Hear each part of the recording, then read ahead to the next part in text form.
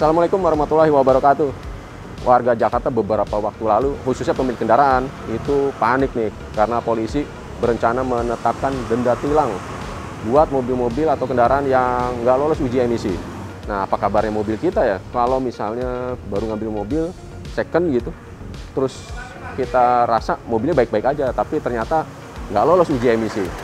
Nah, saya kebetulan ada di Bansai Tire Point di Bintara, Cakung, Jakarta Timur. Numpang tempat sih sebenarnya untuk ngobrol-ngobrol sama Mas Marno, teknisi berpengalaman yang sudah lama berkecimpung di dunia perbengkelan. Yuk kita tanya-tanya di dalam ya.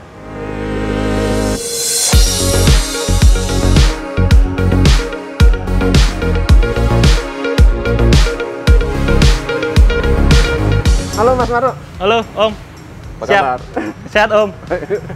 Nah, saya mau nanya-nanya seputar uji emisi nih. Ya. Kita ceritanya beli mobil second. Nah, kebetulan ini ada peraganya juga. Ya. Terios tahun 2011, 115.000 km. Oh, udah jauh ya? Udah jauh. Siap. Cuman perawatannya mungkin minim. Iya, siap. Nah, kalau kita nih pagi gitu kan, nyalain mesin, bukan pagi lah, setiap mau nyalain mesin, itu mata perih, hidung, ya, mata pedes gitu ya, hidung perih gitu. Itu kira-kira tandanya apa nih? Kira-kira bakal lolos uji emisi nggak nih? Ya. Dan janji kita jadi tangkapan Polisi ya? Iya. Ya, gini Om. Terkait misalnya kalau kita biasa pagi terus kita bauin asap knalpotnya itu pedih di mata, terus baunya menyengat. Itu biasanya parameternya dua. Bisa karena pertama pembakaran pasti nggak sempurna. Tapi nanti kita cek setelah sampai temperatur kerja mesin. Apakah masih seperti itu atau enggak? Gitu. Yang kedua, bisa dari kadar sulfur di katalitiknya itu udah tinggi. Katalitiknya? Ya, jadi dia menyengat gitu Om. Jadi itu bisa dua. Nah, kalau kita ambil yang pertama tadi, pembakaran nggak sempurna itu dari mana aja itu banyak faktornya. Di mesin berarti ya? Di mesin. Kita urut dulu nih. Ya. Kalau kita ambil dari mulai saluran masuk ya. Masuk ya? Nah, itu bisa dari filter filter udaranya kotor. Nah, itu bisa. Begitu dia kotor, dia kan udara itu kan dihisap piston naik turun ya. Nah, kalau dia kotor, isapan udaranya sedikit. Otomatis bensin itu akan lebih banyak gitu di ruang bakar. Nah, efeknya apa? Efeknya ya tadi hasilnya akan tinggi hidrokarbonnya karena pembakarannya itu tidak optimal untuk membakar bensin yang ada di ruang bakar. Banyakan bensinnya aja. Banyakan bensinnya. Itu pertama. Kemudian faktor yang lain dari sistem pengapiannya sendiri.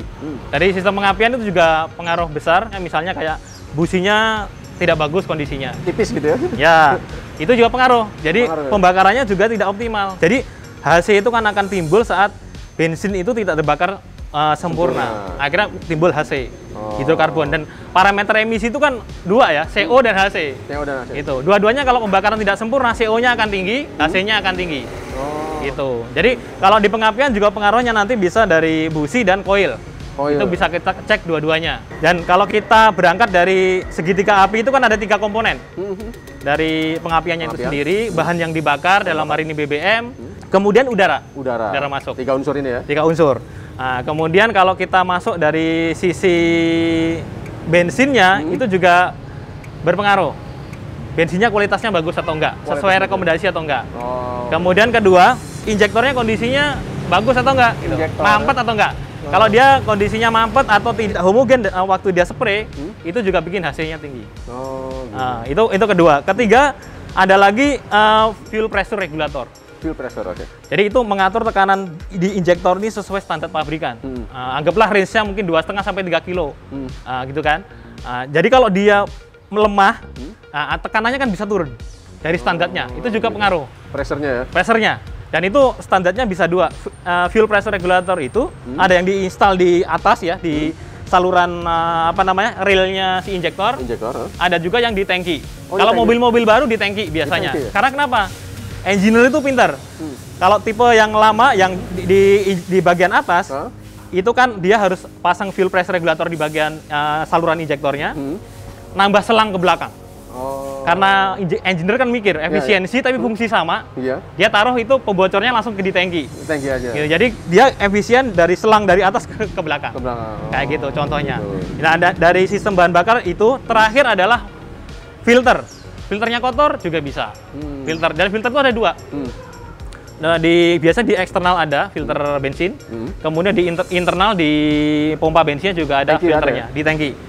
Nah, kalau itu semua udah kita cek ya, di sistem pengapian itu dari mulai injektornya, fuel pressure regulatornya udah oke, filter bensinnya juga oke, kemudian di saringan inner tanknya pompa itu juga oke, tapi masih kemungkinan bisa dari pompanya yang lemah. Pompanya. Nah, itu biasanya kita ceknya menggunakan fuel pressure gauge.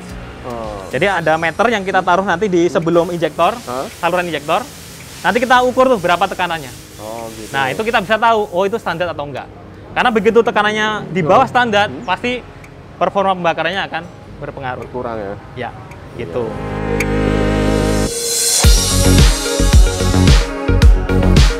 Nah, bicara mesin, itu juga ada pengontrol elektrisnya. Pengontrol elektrisnya? Ya, elektriknya itu juga pengaruh. Dalam hari ini sensor gitu ya. Oh, sensor-sensor. Sensor-sensor itu juga pengaruh. Banyak banget ya. Ya. Jadi yang paling penting misalnya kayak gini, kalau kita beli mobil second kita nggak tahu kondisinya. Ya. Misalnya kayak kebiasaan orang Indonesia termostat dilepas. Termostat? Ya, itu juga pengaruh. Oh gitu? Pengaruh ke emisi. Karena kenapa? Saat termostat dilepas, betul tujuannya supaya nggak lama panasnya. Tapi begitu panas ya air panas saja yang bersirkulasi kan gitu. Nah, kalau dia lama panas, ada satu sensor namanya ECT. Jadi dia menyensor suhu temperatur ruang mesin lewat air radiator ya.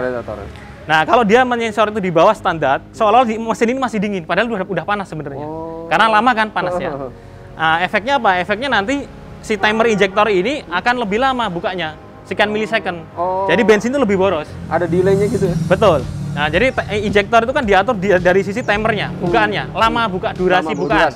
Ya, lama durasinya. Jadi kalau dia termostat dilepas, itu pasti efek yang paling langsung terasa itu bensinnya biasanya lebih boros. Lebih boros ya? Dan efeknya karena dia lama, itu akan biasanya menyebabkan emisinya itu tinggi. Gitu. Pengaruh juga ternyata dari tas motor. Pengaruh. Kemudian dari sisi sistem emisi sendiri, itu ada beberapa komponen yang memang dia untuk mengontrol emisi.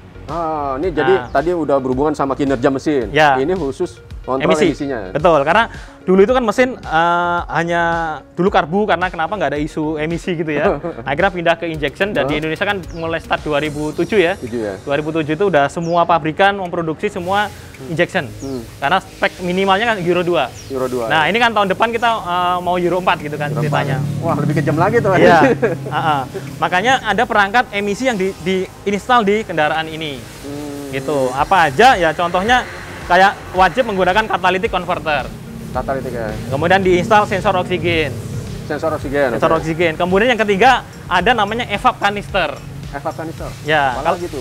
Kalau kita breakdown fungsinya masing-masing, evap kanister ini fungsinya meresirkulasi lagi uap bensin di tangki masuk ke mesin lewat intake manifold. Uap bensin di mesin masuk lagi ke intake lagi. Betul. Jadi uap bensin masuk ke kanister untuk dikeringkan, baru masuk ke mesin.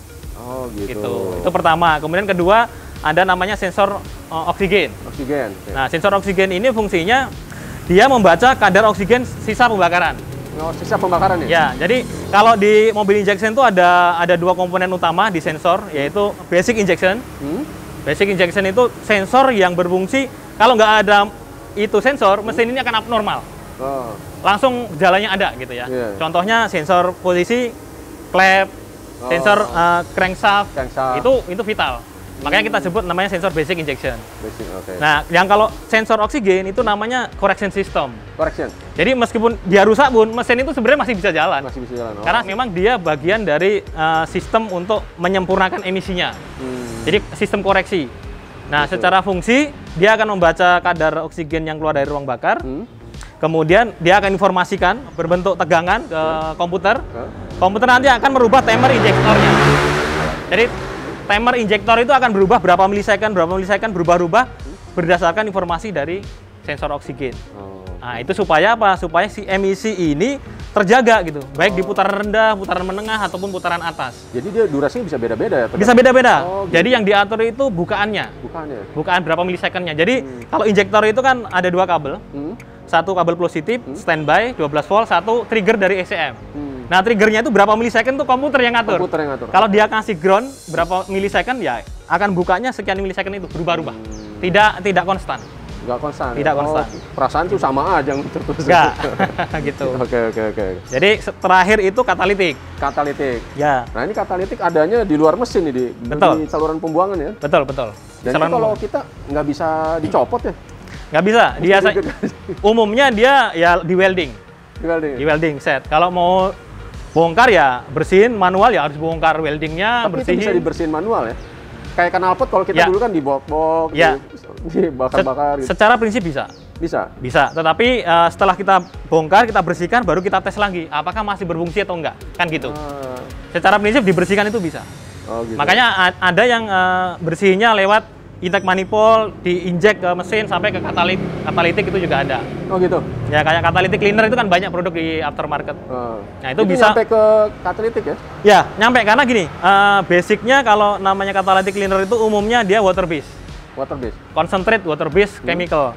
Jadi nanti dia akan masuk ke injektor, ke intake manifold, nanti bersihin juga yang di intake itu kan banyak ya, uap oli, uap debu-debu nempel di situ, nanti akan clean, kemudian di klep, dia juga akan reduksi ruang bakar, deposit karbon.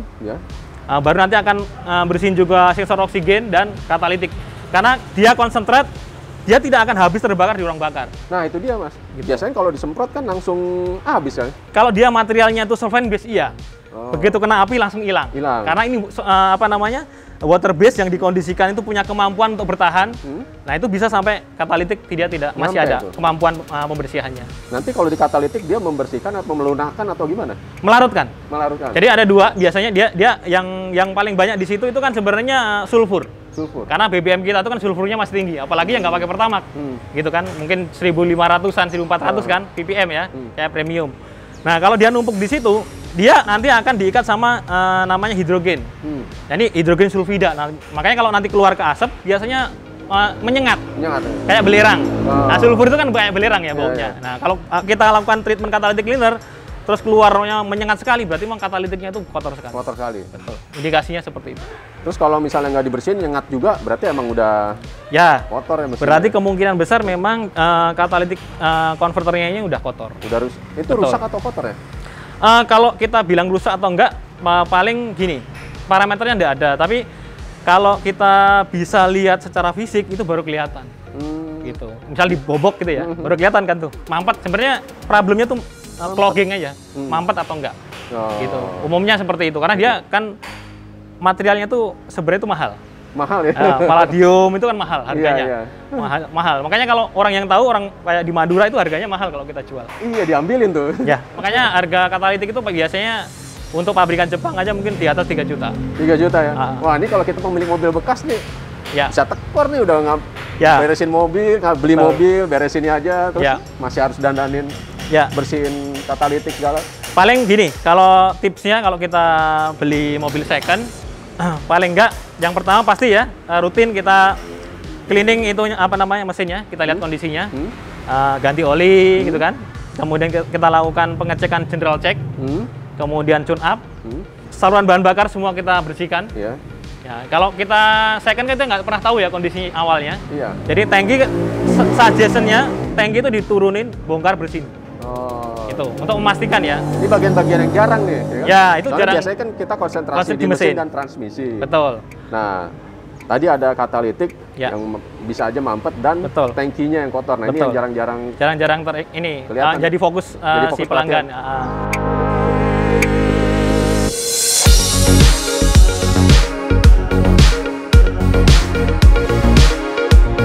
Intinya kan sistem bahan bakar itu harus bagus dari mulai delivery dari tangki bahan bakar sampai ke injektor, ke ruang bakar.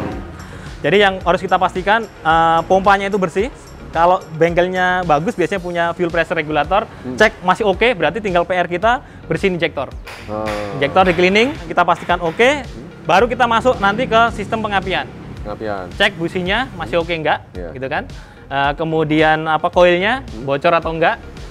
Kemudian setelah waktu kita bongkar itu kan kelihatan. Mungkin kalau pakai videoskop bisa lihat tuh ruang bakarnya, deposit karbonnya banyak enggak. Nah itu sekalian kalau misalnya mau oke, ya di carbon clean sekalian. Kita lakukan carbon clean supaya benar-benar optimal, bersih. Baru PR terakhir itu adalah memastikan kayak PCV valve kayak gini. PCV valve. di atas ini untuk pernapasan mesin. Jadi kalau misalnya di mesin kan bergerak waktu mesin bekerja ya. Nah itu nanti saya akan ada tekanan udara tuh. Nah kalau tekanannya over, dia akan ngelawan per yang di PCV valve ini.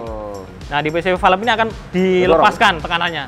Nah itu akan masuk ke intake manifold. Intake manifold. Problemnya adalah saat misalnya PCV ini bermasalah, misalnya kebuka sedikit misalnya, harusnya dia normally close.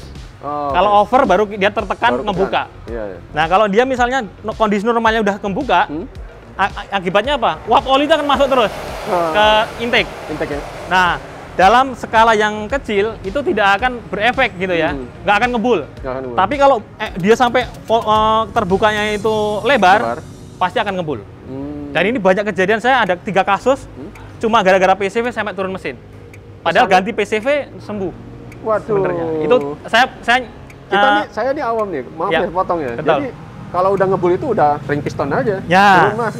Biasanya orang kan kalau namanya ngebul, mekanik bengkel pasti akan cek, oh ya kalau nggak seal clamp, mungkin silindernya atau ring piston.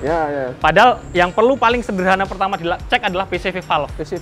PCV valve. Karena saya pernah 3 kali kasus itu benar-benar 3 mobil, dan itu di ring teman saya gitu. Saya habis turun mesin tapi masih gitu. Ternyata saya coba suruh cek, pinjemin aja mobil lain PCV-nya. Begitu pasang PCV, langsung nggak ngebul. Normal. Jadi 5 juta, 7 juta hilang tanpa. Ya harusnya kan nggak perlu turun mesin. Gitu. Iya, saya juga baru dengar tuh ada PCV valve. Ya. Jadi PCV valve itu sederhana, tapi impact-nya juga ke emisi. Gitu ya? Kalau dia abnormal, jadi dia uap olinya masuk ke intake terus, ya emisinya pasti akan naik. Karena ada uap oli yang terbakar di ruang bakar. Betul. Kebetulan pas lagi di razia. Ya. Kena. Betul. Gara-gara ini ngomong-ngomong. Betul. Harganya berapa ya kira-kira ya? Kalau PCV sih tidak mahal. PCV itu mungkin cuma 100-an ribu lah. 100-an ribu. Kalau kayak MAF, kalau sensor kayak MAF gini, variatif. Dia range-nya itu biasanya 500-600 ribu kalau mobil Jepang. Lumayan ya? Lumayan. Itu sensor yang di atas ya? Ya, sensor yang di atas ini. Kemudian kalau kayak misalnya sensor oksigen, ya itu sih ratusan ribu juga, mungkin 300, 200. Tapi sebenarnya sensor oksigen itu kalau klaimnya itu bisa tahan sampai 200.000 kilo. Tapi dalam tanda kutip. Nah kan faktornya banyak. Bahan bakar yang kita pakai standar atau enggak, penggunaannya standar atau enggak gitu. Maksudnya harian aja atau misalnya lewat beban berat lah segala itu kan sangat faktornya banyak gitu. Cuma kalau misalnya si sensor oksigen ini abnormal, dia akan langsung kedetek di instrumen panel speedometer. Jadi akan nyala lampu cek engine-nya. Nah, nanti baru kita cek, apanya. Karena meskipun itu nyala, bukan berarti sensornya rusak. Gitu. Karena bisa aja kan secara teknis, bisa itu sensor rusak atau kabelnya yang tidak terhubung dengan baik. Gitu. Nah, itu istilahnya. Betul. Jadi misalnya kabelnya putus di tengah atau di mana itu bisa sering terjadi. Karena kan dia kan dimonting di sini ya. Iya. Nah, ini kan bergetar dan kena panas. Nah, itu biasanya bisa aja dia putus di tengah gitu bisa. Seringnya seperti itu. Jadi kadang kalau misalnya main tembak langsung ganti, kok sama gitu. Nah, kayak itu biasanya sayang gitu. Iya. Gitu. Karena mahal harganya.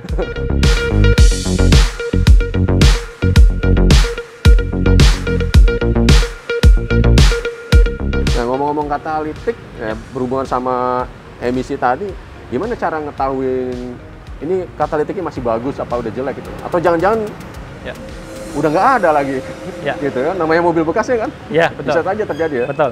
Nah, paling gampang sebenarnya ciri fisik. Jadi kalau kita lihat katalitiknya di exhaust manifold, nah ini ya. Nah, kalau covernya kita buka, ada nggak bekas welding? Nah, kalau serapi-rapinya orang welding pasti beda dengan pabrikan weldingnya. Mungkin pernah dibobok, itu kelihatan. Paling gampang biasanya kalau dia exhaust manifoldnya ini masih standar, biasanya belum dibobok. Tapi kalau dia dibobok biasanya ini udah pipingnya, down pipe-nya udah beda. Kemudian sensornya ini biasanya udah ada adapternya di sini. Posisinya biasanya nggak standar seperti ini. Gitu. Itu paling mudah seperti itu sih. Paling ciri fisik itu kelihatan dari situ ya. Betul. Tapi mesti buka covernya dulu ya. Betul.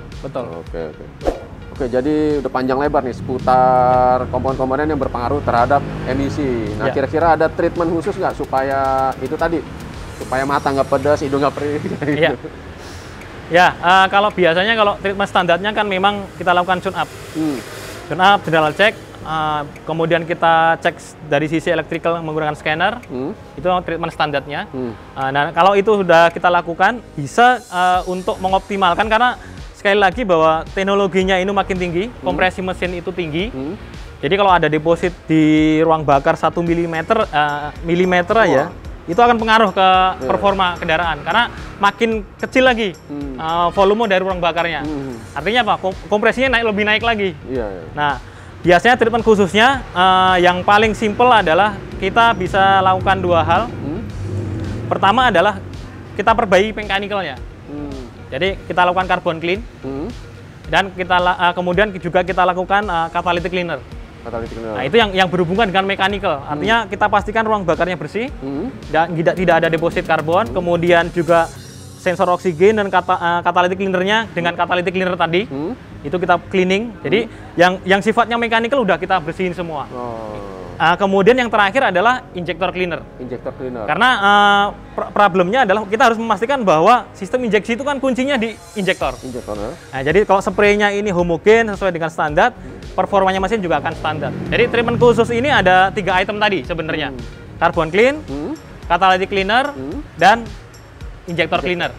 Nah, karena kalau kita udah cek pengapainya oke, dan ini yang lain juga udah oke, saya yakin emisi gas buangnya akan bagus. Meskipun itu kendaraannya lama ya. Artinya kalau kita udah lakukan treatment itu tapi masih emisinya tinggi, tinggal kita tes kompresinya. Kompresi mesinnya standar nggak setelah kita tes kompresi, itu aja. Kalau dia drop, berarti masalahnya di mechanical mesin. Jadi ring shakernya mungkin sudah mulai ada kebocoran kompresi. Gitu. Kalau diesel sebutnya blow by gitu kan, tekanannya balik ke bawah. Gitu. Oke, Mas Marno. Siap. Terima kasih banyak nih informasinya. Siap. Nah, bisa dalam waktu singkat nih, banyak banget informasi yang kita serap seputar ya mobil tua mau lulus uji emisi gitu ceritanya. Siap. Mas Marno, terima kasih banyak nih informasinya. Thank you, Om. Di Siap. lain kesempatan nih, Mas. Siap. Dan demikian tadi teman-teman, sampai jumpa di liputan selanjutnya.